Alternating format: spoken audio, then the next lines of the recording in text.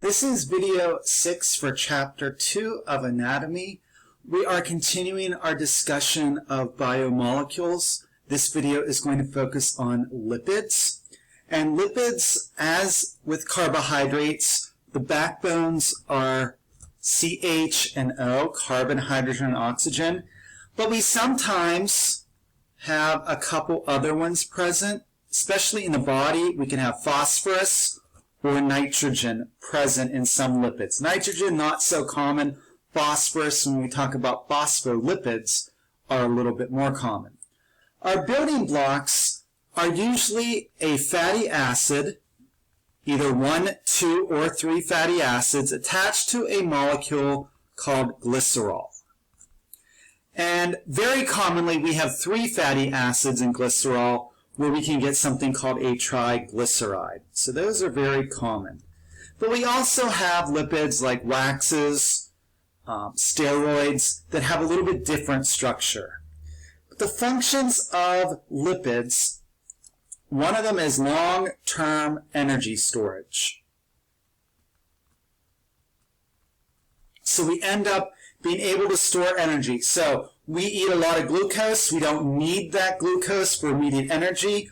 Our bodies can convert it into fats because it's more concentrated. And if you look at the caloric intake of carbohydrates versus lipids, lipids, gram for gram, are about double the amount of energy storage as carbohydrates.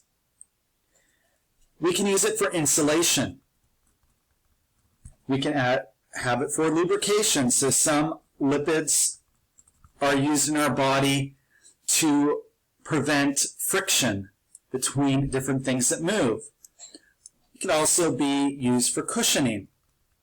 So we know that we have a fat store in our behinds that allow us to sit for a while. That's good to have for cushioning. One way that we can separate lipids is saturated versus unsaturated lipids. So saturated, if something is saturated, it means it's full of it. So if you're saturated with water, you can't get any more water in there. So maybe a sponge is saturated. It's full of as much water as possible. Well, in this case, saturated with a lipid means that it is full of hydrogen.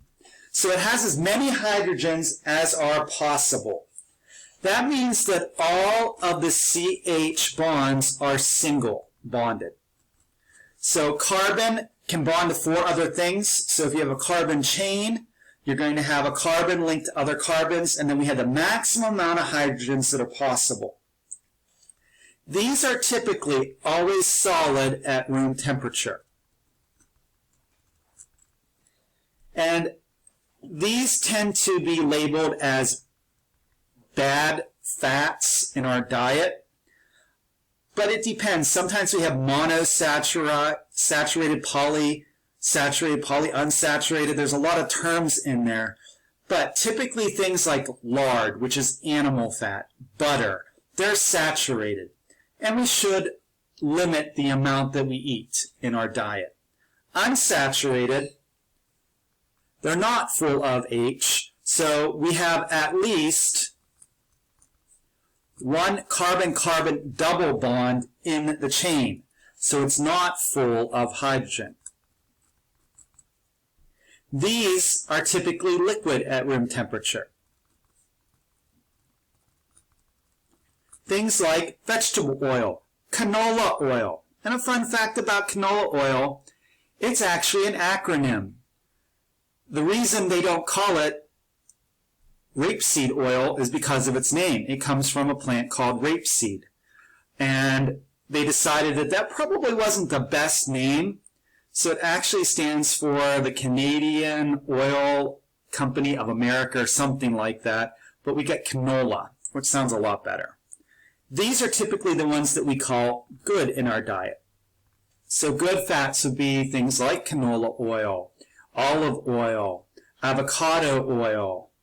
Coconut oil is one that can be good and can be bad. It's been pretty popular lately. It's a monounsaturated fat, which is better than something like lard. Another category are steroids. Steroids are a ringed structure.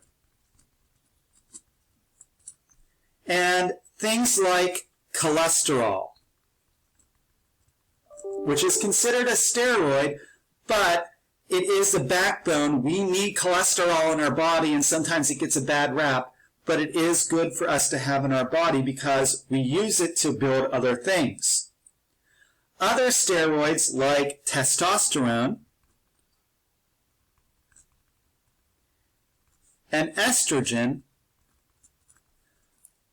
are hormones in our body that have a steroid backbone. So our bodies can make these different things from lipid materials. The last category of lipids that we'll talk about are phospholipids, and we'll talk a lot more about that in Chapter 3, but these have two fatty acid chains attached to glycerol, which are attached to a phosphorus group. The fatty acid chains are the tail region that you talked about with cell membranes. The phosphorus is the head region. Glycerol kind of is the go-between with them. So this is important with our cell membranes.